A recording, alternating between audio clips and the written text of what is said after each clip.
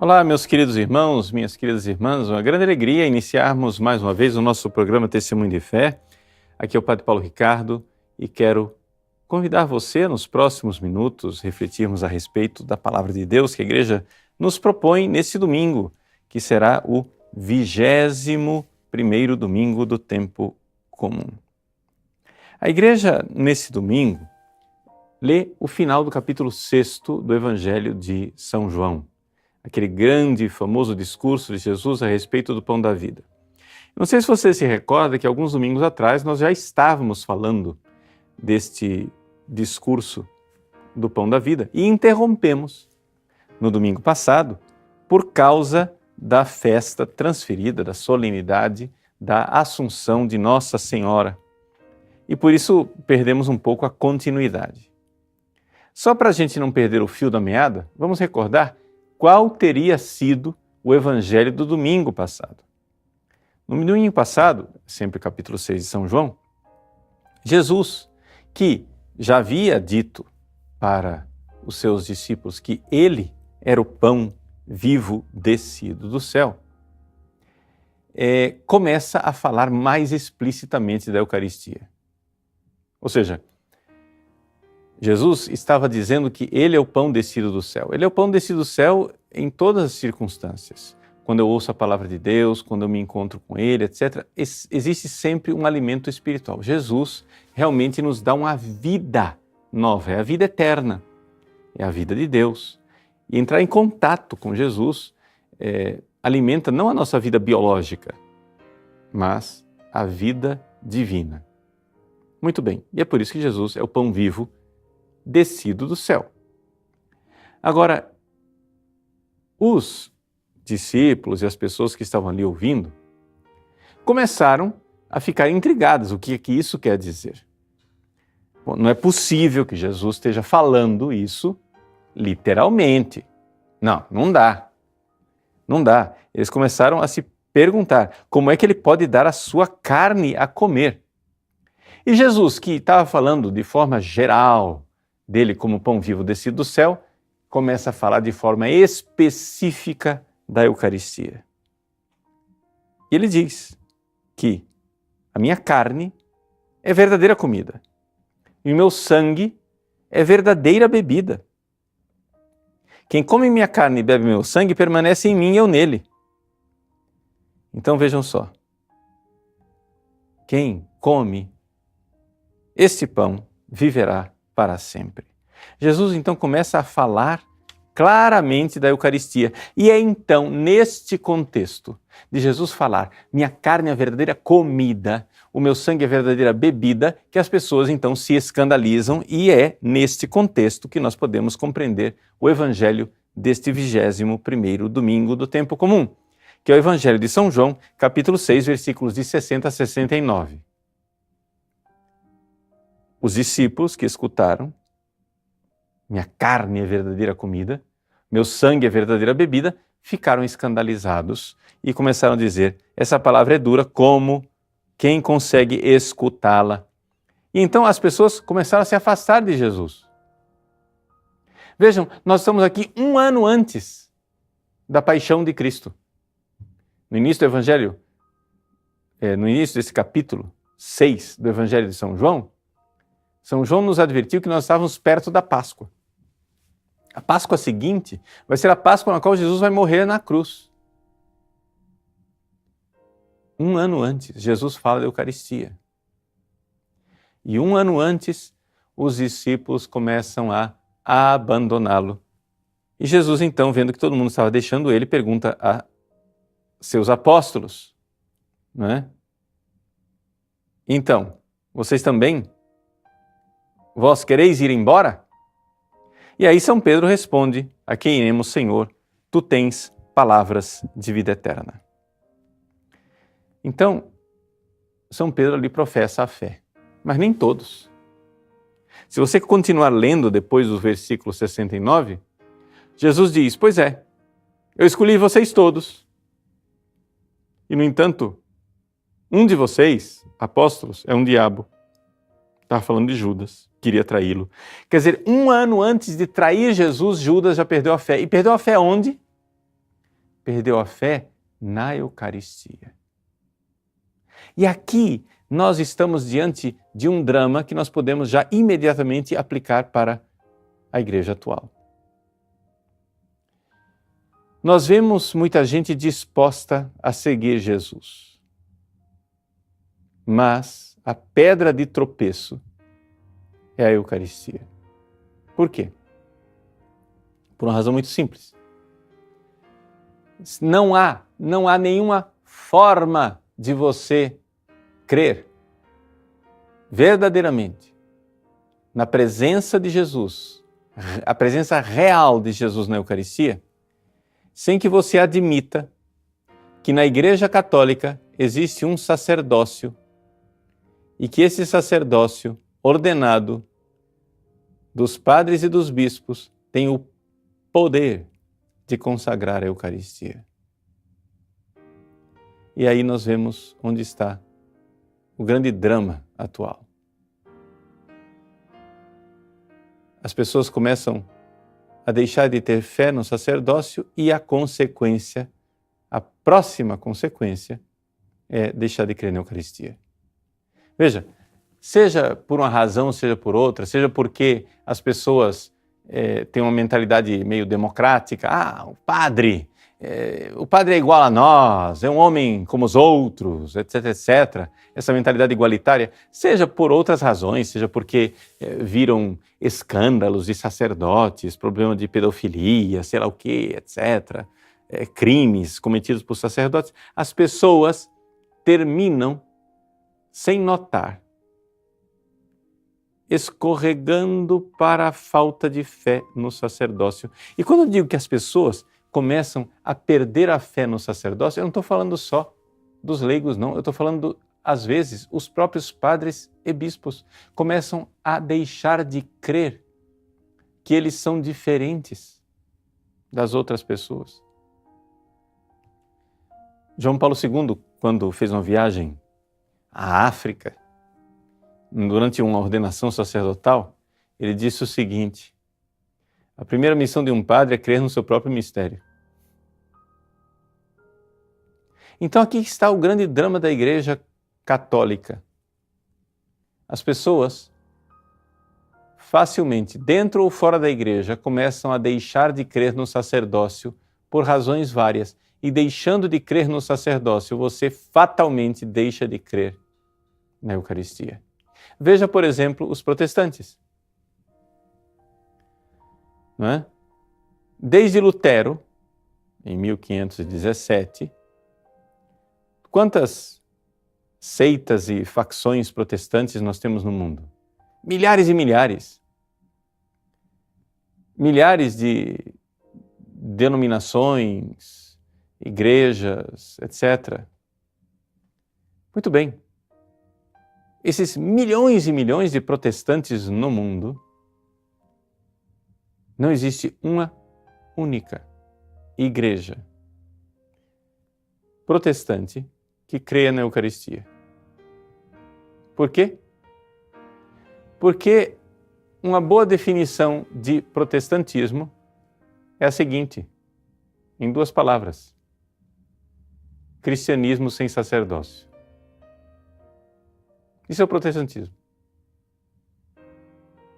Ou seja, não existe em nenhuma igreja protestante fé no fato de que há padres e bispos ordenados, sacerdotes, que eles, e somente eles, e ninguém mais do que eles, validamente ordenados, têm o poder de consagrar a Eucaristia. Por isso, os protestantes podem até ter uma ceia, podem até ter alguma espécie de liturgia, né, que se assemelha vagamente à liturgia católica.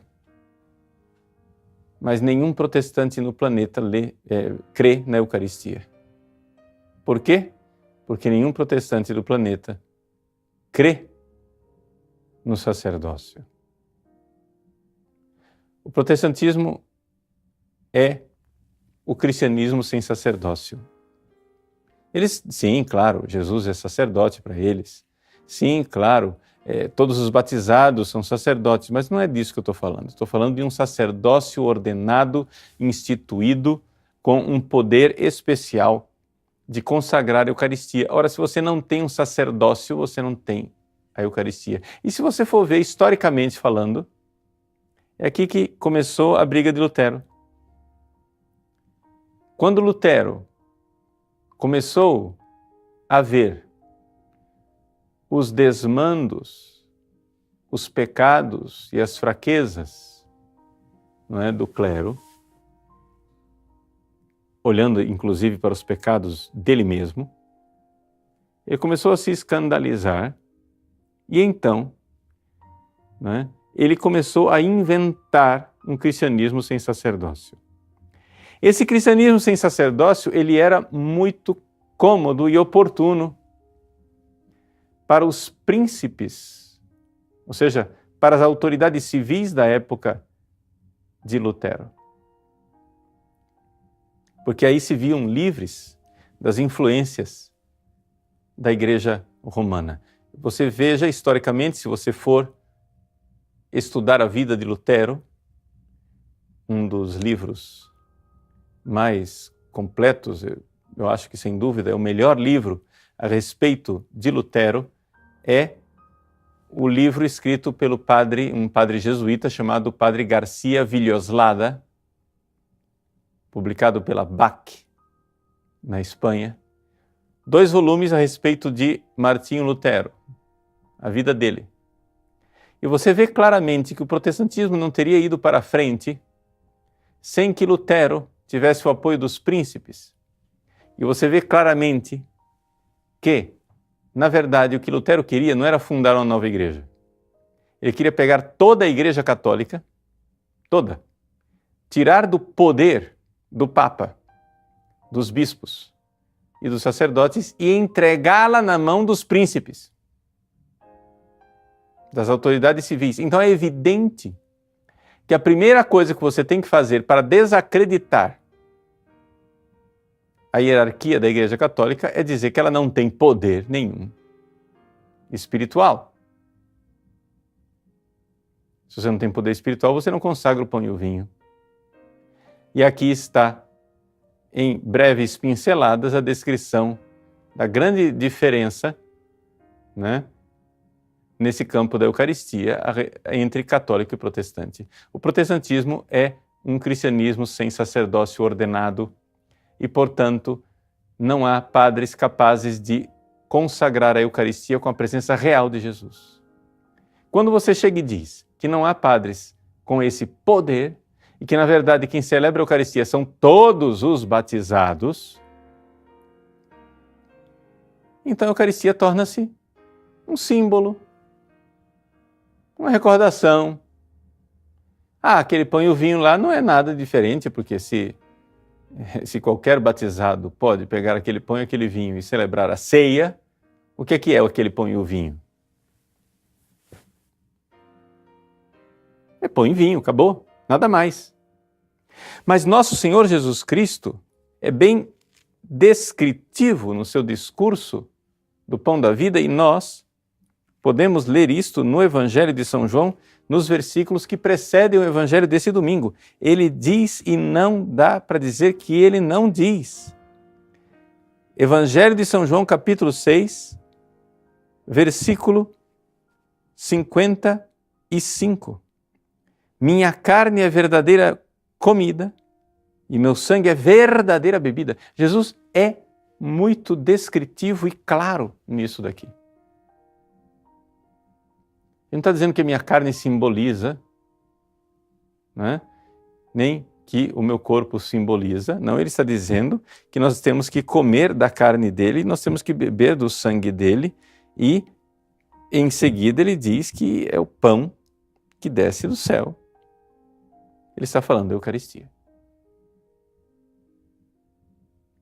Agora, tudo bem, vimos isso, vimos a crise de fé em Lutero há 500 anos atrás, mas essa crise de fé continua hoje. Quando você pega teólogos como Hans King, teólogos como Leonardo Boff. Você vê que esses teólogos modernos, eles têm uma única coisa.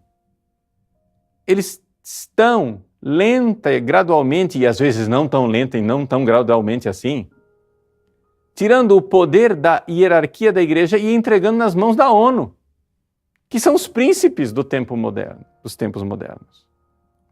Para organizações internacionais, para fundações ou para partidos locais que vão fazer depois um grande projeto internacional, seja como for, você vê claramente que os bispos, os padres, ficam destituídos de poder.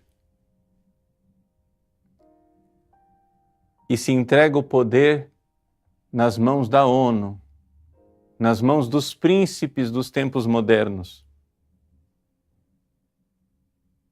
Então, só se fala de obediência à hierarquia da igreja quando é para você obedecer à igreja, supostamente, que estaria entregando o poder e se rendendo aos poderes mundanos. Aí sim, aí você tem que obedecer.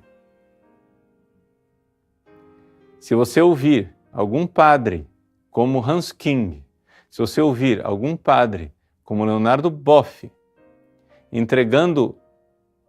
tirando o poder da hierarquia, tirando o poder do Papa, tirando o poder dos bispos e do magistério da igreja para entregar nas mãos da ONU, das fundações internacionais, que é quem realmente vai mandar no futuro do planeta, e você se revolta, você diz, não vou fazer isso.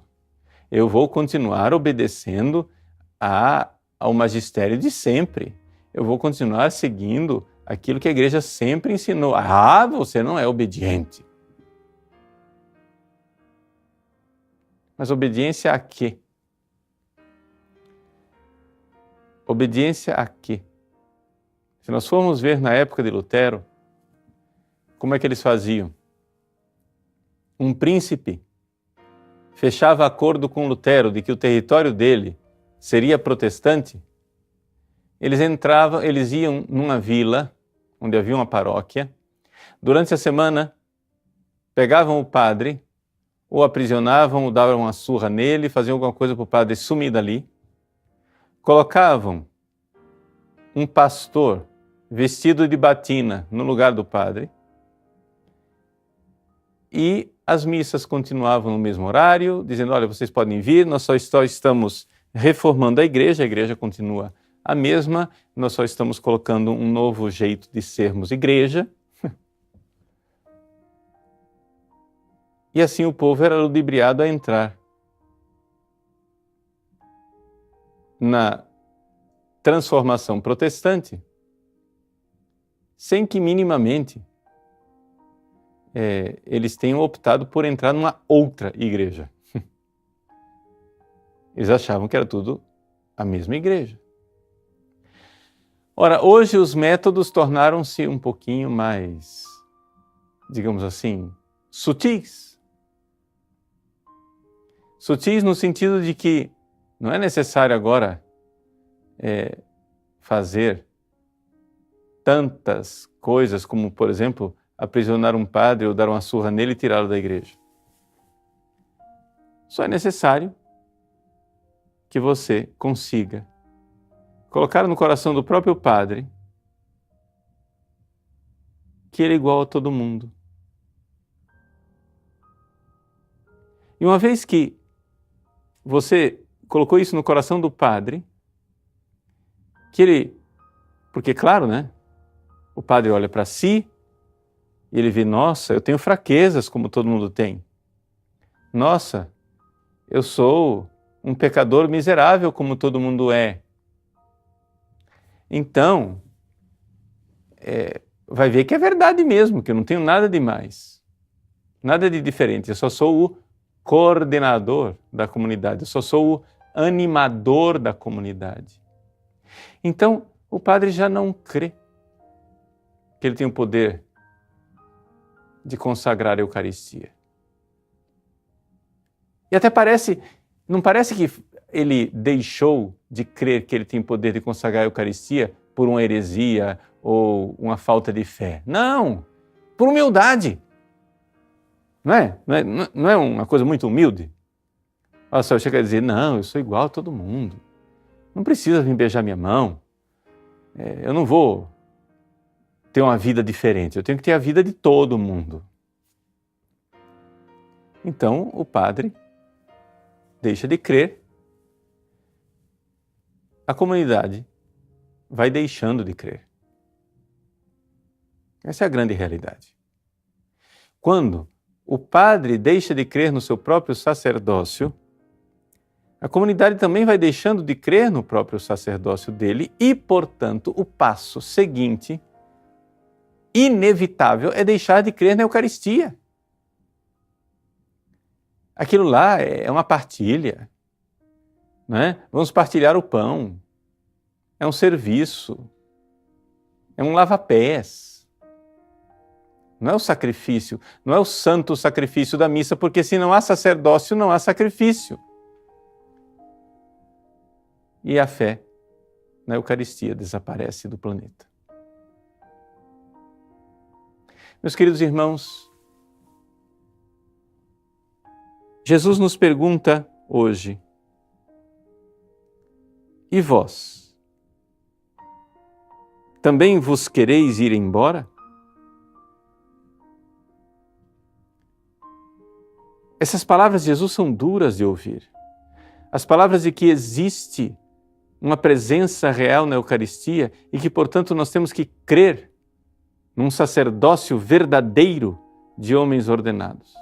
Para nós é muito mais cômodo, ao ver que os padres têm fraquezas, pecados ou crimes, é muito mais cômodo chegar a dizer, padre é igual a todo mundo. Essa foi a solução de Lutero. Por quê? Porque é mais trabalhosa a solução do Concílio de Trento. A solução do Concílio de Trento foi o seguinte, quando eles viram a decadência do clero, decadência essa que vinha por causa da peste negra, decadência que vinha por causa da renascença que estava influenciando a igreja desde dentro, decadência que vinha da decadência das universidades e da formação. Quando o Concílio de Trento viu a decadência do clero, ao invés de chegar e dizer, se os padres estão se comportando como qualquer pecador desordenado, então os padres são iguais a todo mundo, o Concílio de Trento disse, não. Nós cremos no sacerdócio católico e vamos fazer o seguinte, vamos pelo caminho mais difícil, vamos reformar o clero. Vamos fundar seminários. Vamos fazer projetos formativos onde os padres, os novos padres, se convertam verdadeiramente e busquem a santidade. É claro que foi muito mais trabalhoso. É claro que foi um trabalho que a igreja se propôs e que não durou décadas, durou séculos. Só que agora, com os nossos seminários, muitas vezes pouco cuidados, com uma imensa dificuldade na seleção de candidatos e na formação verdadeira desses candidatos, é claro que começam a aparecer cada vez mais numerosamente os escândalos na classe sacerdotal. Aqui temos uma escolha.